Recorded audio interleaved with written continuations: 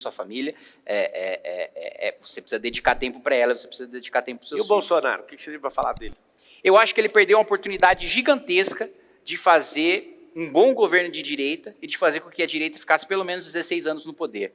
E eu coloco aqui 4 pontos principais, 4 críticas principais que tem o governo Bolsonaro. Primeiro ponto, a indicação do Procurador-Geral da República, que é o chefe do Ministério Público. Ter nomeado o Augusto Aras, que é um petista, que é um amigo do José Dirceu, que acabou com a Operação Lava Jato e que permitiu que todos os presos na Lava Jato fossem soltos, para mim foi um grande desastre para o nosso país, é a grande razão, uma das grandes razões do PT ter voltado para o poder. Outro ponto, no primeiro ano de mandato, eu articulei junto com outros deputados um projeto que voltou para a pauta agora, foi discutido no Senado, que é acabar com decisões monocráticas no Supremo, que é acabar com essa história de um ministro vai lá, dá uma decisão, senta em cima da decisão 15 anos e nunca submete para os seus pares, e aí cada ministro tem o poder de um semideus. Bolsonaro, a pedido do Toffoli, vetou esse projeto que a gente aprovou no Congresso Nacional e criou esse monstro que a gente está assistindo agora. Outro ponto, mais uma vez o governo Supremo, indicou o Cássio Nunes Marques para o Supremo Tribunal Federal, que foi o responsável por dar o voto de Minerva, o voto de desempate, para retornar com os direitos políticos do Lula. O Lula estaria solto hoje, independentemente das 2 indicações do Bolsonaro para o Supremo? Sim. Agora, o Lula poderia estar solto e inelegível, não fosse a indicação do Cássio Nunes Marques para o Supremo Tribunal Federal, Você acha que deu o voto decisivo para o Lula poder disputar a eleição. Lula sequer poderia disputar a eleição não fosse a indicação do Bolsonaro para o Supremo. Para mim, esse foi um erro gravíssimo, que inclusive o próprio filho, e eu estava lá quando isso aconteceu, o deputado Eduardo Bolsonaro, o próprio filho do Bolsonaro, comemorou quando isso aconteceu e ainda disse na comissão que aquilo seria bom para o Bolsonaro porque reavivaria o espírito anti-PT. É o resultado está aí que a gente está assistindo agora. Então, eu acho que esses são os pontos que são os erros graves que ele cometeu e que fez com que a gente estivesse vivendo a situação que a gente está vivendo hoje. Confia na urna eletrônica? Eu acho que a urna eletrônica, ela poderia sim ter um sistema mais auditável, ela poderia sim ter um sistema em que, né, automaticamente você checa a pessoa que você votou e depois você pode permitir, não uma checagem, contra checagem impressa manual, acho que isso dá mais margem para fraude, já aconteceu, já deu errado no nosso país, dá mais margem para fraude do que isso, mas também acho que a gente poderia melhorar o sistema de auditoria da nossa urna eletrônica. E você confia nos ministros do STF? Não.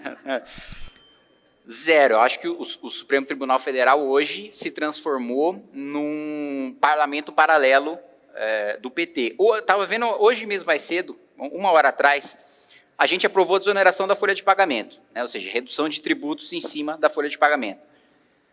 O PT perdeu no plenário, perdeu no Congresso, nós derrubamos o veto, Lula vetou, a gente derrubou o veto, o Haddad publicou medida provisória, a gente derrubou a medida provisória dele, que, aliás, a gente nem deveria ter votado, porque medida provisória, quando é ilegal, o presidente do Senado tinha o dever de devolver para o presidente da República sem nem o Congresso votar. Mas, enfim, o Pacheco não teve coragem, a gente votou, derrotou. Agora ele recorreu, caiu no Zanin, que era advogado pessoal do Lula, e ele derrubou a desoneração da folha de pagamento com uma canetada, com uma decisão monocrática que era para a gente ter acabado no primeiro ano do governo Bolsonaro. Então, assim, acho que, para além disso, né, a gente tem agora as decisões sem direito a contraditório, sem direito a ampla defesa, sem o devido processo legal. O Supremo abre inquérito de ofício, sem ser provocado pelo Ministério Público. E aí a própria vítima do suposto crime é o relator do caso, orienta a Polícia Federal, né, faz o papel de Ministério Público e julga o caso. Então, assim, se transformou não só num órgão que, em ministros que usurpam o poder legislativo, que usurpa a competência legislativa do Congresso Nacional, mas que também diz respeito ao devido processo legal e que, dependendo da orientação ideológica do parlamentar que ele está julgando, e para mim, essa é uma mudança que a gente tinha que fazer urgente no nosso país, que é o modelo europeu. Uma coisa é a Corte Constitucional, uma coisa é o Supremo Tribunal Federal. Outra coisa é a Corte que julga os políticos. São 2 coisas distintas. Corte Constitucional julga a tese abstrata, julga a lei, não julga a gente. E a Corte que, de fato, julga casos, na minha avaliação, aliás, nem deveria ter foro privilegiado, nem deveria ter uma corte especial para julgar os políticos. Mas se há o foro, que seja julgado por uma corte que não seja a corte que julga as leis, como acontece na Europa. É interessante que o foro privilegiado foi estabelecido do regime militar, né? Pós, né? Durante o regime. Não, pós. Foi durante. Esse direito foi criado justamente para mostrar para você também é jurista, eu também sou, eu salvo engano, foi. Eu lembro da crítica, porque hoje deve ter 70 mil pessoas com foro privilegiado. Sim. E aí eu fiquei chocado estudando isso, né, se eu tiver errado, depois alguém corrige. Olha para mim o período que foi colocado isso aí no Brasil. E esses caras colocaram isso justamente para dar direito político e falar, não, nós não temos uma ditadura. E hoje os caras usam disso como um instrumento para ser bandido, né? Assim, e não respeitam o mínimo. Você acha, então, que, olhando para esse cenário aí, que parece irreversível do Supremo Tribunal Federal, você acha que a gente deveria lutar para colocar mandato para ministro do Supremo e tirar esse negócio de o cara ficar até... Imagina, você aguentar um cara que acaba de entrar há 40 anos, 30 anos, você acha que tem que ter mandato Com certeza, para mim, 10, 12 anos o máximo, um mandato de ministro do Supremo, e com impedimento de disputar a eleição. Porque senão também a gente queria um sujeito ficar lá 10, 12 anos no Supremo dando um monte de decisão para fundamentar depois a candidatura dele para presidente, para senador e tal. Você acha que tem alguém fazendo isso? Não pode usar isso para trampolim político. Você acha que tem alguém fazendo isso? Eu acho que foi indicado um ministro que é, evidentemente, um militante político, que é o ministro Flávio Dino. E que ele mesmo, antes de entrar no Supremo, logo ao ter a sua aprovação nomeada, disse que quando sair do Supremo pode voltar para a política. Mas, porra, isso é uma patifarice. O país sério... É motivo do sujeito nem assumir o cargo dele no Supremo, é motivo de ter indignação popular tão grande que o sujeito renuncia de vergonha. Né? Você acha que o Brasil tem jeito? Tem, senão não estaria fazendo o que eu faço. Eu falei o Brasil. Não? O Brasil é um sistema cultural, um sistema de crença, é mais do que você pode imaginar. Eu sei que você é um cara aguerrido, mas eu perguntei sobre o Brasil e o brasileiro. Não, mas eu sei. Mas se eu não tivesse... Dá três, então, soluções para o Brasil. Se eu não estivesse pensando no Brasil, se eu não estivesse pensando no brasileiro, né, eu não estaria me dedicando à vida pública. Sim, né? Eu sei que você é muito dedicado, só que a gente está falando de um sistema de 500 anos. Não, eu entendo perfeitamente. Três caminhos, então, para a gente mudar esse povo. Eu entendo perfeitamente. Eu acho que um dos principais problemas que a gente tem, como você colocou, históricos, culturais, é o patrimonialismo. Né? As pessoas confundirem o que é público com o que é privado. Né? Tanto os políticos acham que o poder e que o dinheiro é deles, como a população acha que o poder e o dinheiro é dos políticos. A maior parte da população acha isso.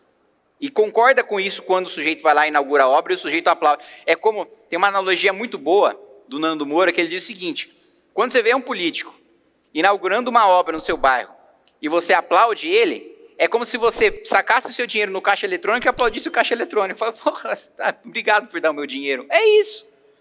Então, para mim, uma das principais frentes, né, para a gente acabar com esse ranço histórico que a gente tem, porque o nosso orçamento, o nosso dinheiro, o dinheiro do brasileiro, ele é sequestrado por uma elite pública, por uma elite privada, que vive de privilégio.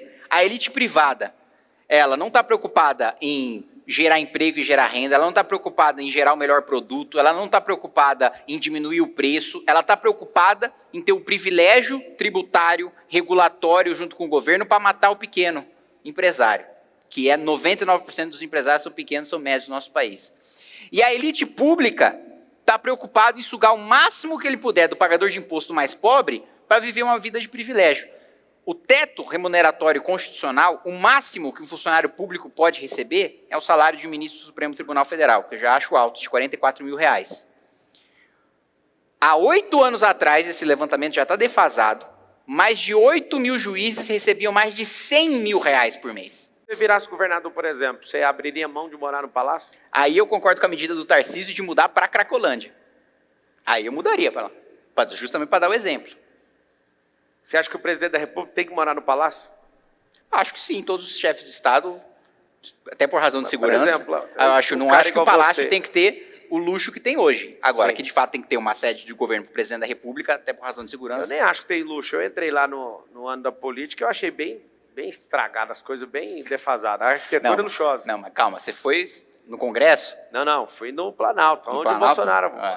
Ali eu não achei nada luxuoso. Eu não sei se é por causa do Bolsonaro, que ele não deixava ligar nem a aquecimento de piscina. Ele era um cara bem enjoado com isso. Mas me fala uma coisa, você acha que é justo um político, você está discutindo poder, eu estou fazendo essa pergunta justamente por isso, você acha que é justo para um político, que é funcionário do povo, viver uma vida palaciana? Era essa pergunta, né? Tem alguns governadores que abrem mão disso. E aí você está falando, não, eu acho que o presidente pode morar nisso. Você que é um cara, você abre mão das suas verbas públicas, não é? Sim. Por que então que o executivo poderia usufruir esse privilégio de viver essa vida palaciana? Você não acha que eles vão continuar achando não acho uma questão de viver uma vida palaciana. O que eu coloco é uma questão de segurança. Então, por exemplo, se você for... Segurança pode ter numa casa no condomínio fechado. Não, mas tudo bem. Mas então, se há uma estrutura pública, né? Isso você sujeito anda é visado. De Uber? Eu ando de Uber. Então, e a sua segurança? Não, a minha segurança eu abro mão. Agora, então, eu você virou acho presidente que se do você Brasil tiver... hoje. Não, se eu for presidente do Brasil, aí a minha segurança é mais importante do que eu sendo deputado federal. Porque eu estou representando o Estado brasileiro. Então você moraria no palácio. Hoje eu represento os meus eleitores. Sim, então você moraria no palácio. Sim. Sim, não teria problema nenhum. Não. E o gasto exorbitante de morar num palácio, você poderia reduzir aí você pode enxugar, lógico. Gastar assim, mas de qualquer jeito é um palácio. Se ficar no palácio, vai gastar milhões todo mês lá. Não, mas tudo você bem, moraria mesmo assim. Você pode enxugar e tem várias áreas do palácio que inclusive dá para você fazer parceria público-privada com a arrecadação daquilo, com o turismo, com a arrecadação daquilo, com eventos, você pode utilizar para financiar a estrutura pública. Toparia morar ou não, numa casa, ao invés de ir para o palácio? Topo também. A questão, Pablo, é segurança.